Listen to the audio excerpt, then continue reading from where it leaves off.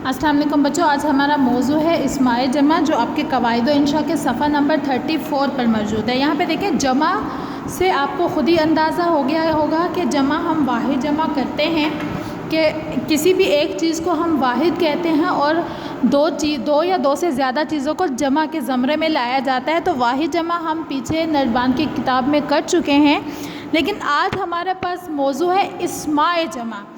इसम किसी शख्स, चीज़, जगह के नाम को कहते हैं और इस्माए इसम की जमा है।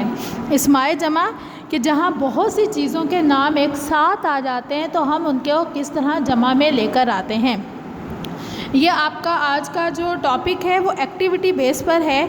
इसमें आपने ब्लैंक्स को फिल करना है, मतलब खाली जगह को आपने मुकम्मल करना है दिए गए अल्फाज के साथ जो आपकी जमा से रिलेटेड हैं। यहाँ पे देखें, आपका अलिफ वाला हिस्सा दिया गया है कि मदरजा झैल इस्माए जमा दुरुस्त जगह पर लिखिए कि ये इस्माए जमा है। आपने इनको मुनासिब जगह पर लिखना था। पहला है हजूम, दूसरा है ग्रोह, बोछार, बेड़ा, जी, हजूम, ग्रोह, बोछार, बेड़ा, जमात, गला, रेवड़, अंजुमन, ढेर, गठड़ी, अंबार, बस्ता, मजलिस, कतार, टोली, घटा, झुंड, दस्ता, गुच्छा, छत्ता, झुरमट, खौल, पटारी, बेल, माला, सेज, हार, डार, टुकड़ी वगैरह। अब पहला हमारे पास है अरबों का ग्रोह। अरबों का ग्रोह, अरब के जो लोग होते हैं, अरबियों का जो एक ग्रोह होता है लोगों का, उसको अरबों का ग्रोह कहा जाता है। जहाँ पे 4, 5, 6 या 8, 10 लोग एक साथ बैठे हों उसको ग्रोह कहा जाता है। अरबों का ग्रोह, यहाँ हम इस वर्ड को इस्तेमाल करेंगे ग्रोह को। अरबों का ग्रोह मतलब बहुत से अरबी हैं और उनका एक गैदरिंग सी हुई है, उसको हमने कह दिया अरबों का ग्रोह। मज़दूरों की अंजुमन, अंजुमन कहा जाता है महफ़िल को, कि मज़दूर लोग जहाँ बैठते हैं वो आपस में एक महफ़िल बना के बैठ जाते हैं। मज़दूरों की अंजुमन, यहाँ पे लफ्ज़ इस्तेमाल होगा अंजुमन।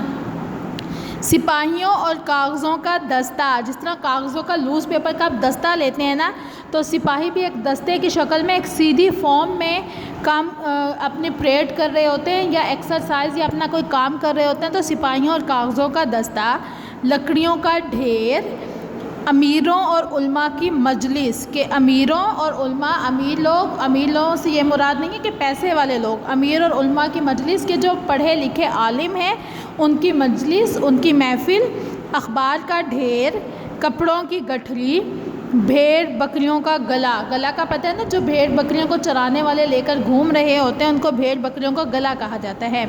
मी और तीरों की बौछार, मी और तीरों की बौछार के हम मी कहा जाता है कि एक गलोल, जिसको आप गुलेल कहते हैं। गुलेल में से वो बहुत बारीक बारीक से पत्थर होते हैं जिसको निकाल के मारा जाता है। तो मी और तीरों की बौछार के पहले के जंगों में ये चीज़ें इस्तेमाल होती थी जंग लड़ने के लिए, तो मी और तीरों की बौछार के ये चीज़ें इस्तेमाल की जाती थी। लोगों का हजूम, मक्खियों का छत्ता, मुर्गाबियों का रेवड़, अंगूर की बेल। अब देखें, लोगों का हजूम, जहाँ पे बहुत से लोग जमा हों, लोगों का हजूम।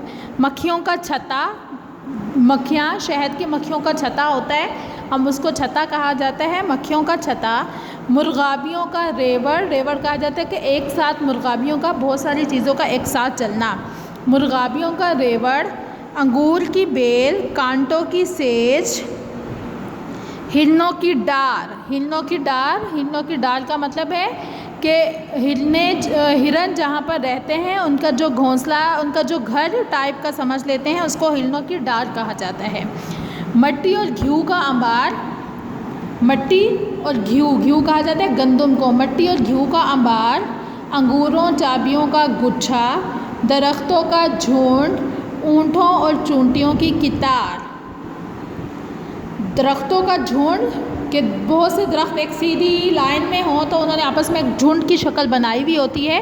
दरख्तों का झुंड, ऊँटों और चूंटियों की कितार, ऊँटों और चूंटियों की कितार कि ऊँटियाँ और चूंटियाँ एक कितार में एक सीक्वेंस लाइन में चलती हैं, तो ऊँटों और चूंटियों की कितार। किताबों का बस्ता, किताबों को रखने के लिए बस्ता इस्तेमाल होता है। तालिब इल्मों की जमात में तालिब इल्म होते हैं। औरतों की टोली, कि जहाँ 5-6 औरतें बैठ जाते हैं उसको कहा जाता है कि टोलियों की शक्ल में बैठ गए हैं। औरतों की टोली। कश्तियों जहाज़ों का बेड़ा, कश्तियों और जहाज़ों का बेड़ा होता है जो साहिल समंदर पर फेंका जाता है और जिससे कश्ती या जहाज़ रुक जाते हैं, उसको बेड़ा कहा जाता है। कश्तियों जहाज़ों का बेड़ा, चोरों का गिरोह, बातों की पटारी, सितारों का झुरमट, बादलों की घटा, मोतियों की माला, फूलों का हार और कबूतरों का खौल। चोरों का गिरोह, कि चोरी करने वाले